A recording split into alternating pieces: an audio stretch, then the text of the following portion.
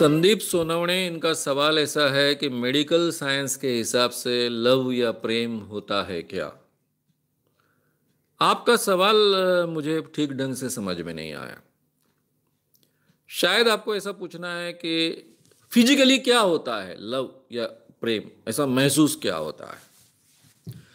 हमारी सभी भावनाएं ये फिजिकल होती है, साइकोलॉजी भी फिजिकल होती है, ये बायोकेमिकल इंपल्सेस होते हैं।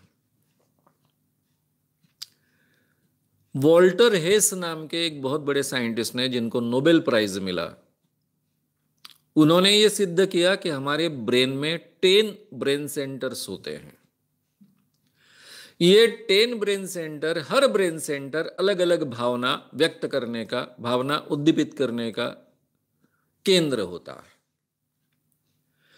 वहां अगर वो केंद्र उद्दीपित होता है तो हमें वो भावना महसूस होती है। जैसा डर की भावना है, डर की भावना महसूस होगी, द्वेष की भावना महसूस होगी, उसी ढंग से प्रेम की भावना महसूस होगी।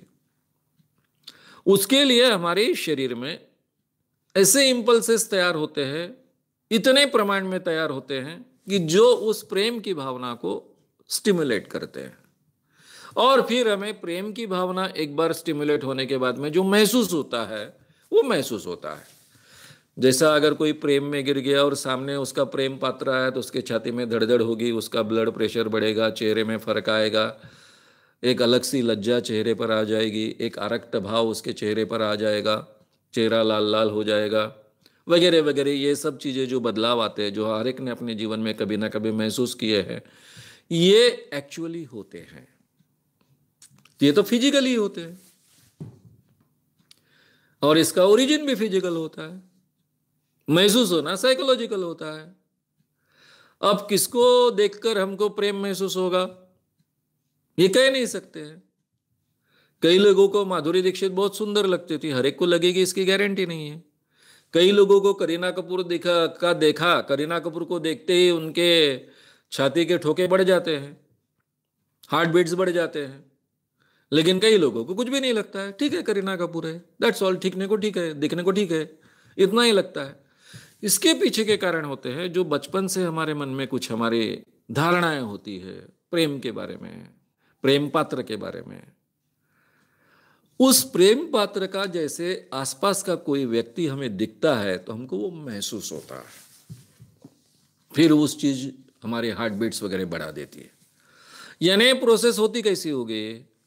किसी व्यक्ति के प्रति हमको प्रेम महसूस हो, खास कर जब first love at first sight हम कहते हैं, तो हमारे मन में पहले से एक प्रतिमा है, उस प्रतिमा के आसपास की कोई व्यक्ति हमको दिखी तो उसको देखते ही हमको महसूस होता है कि ये वही है। फिर हमारा वो जो प्रेम का ब्रेन सेंटर है वो स्टिमुलेट होता है, और वो स्टिमुलेट होने के बाद में प्रेम में जो हम महसूस करते हैं वो सब चीजें हम महसूस कर पाते हैं।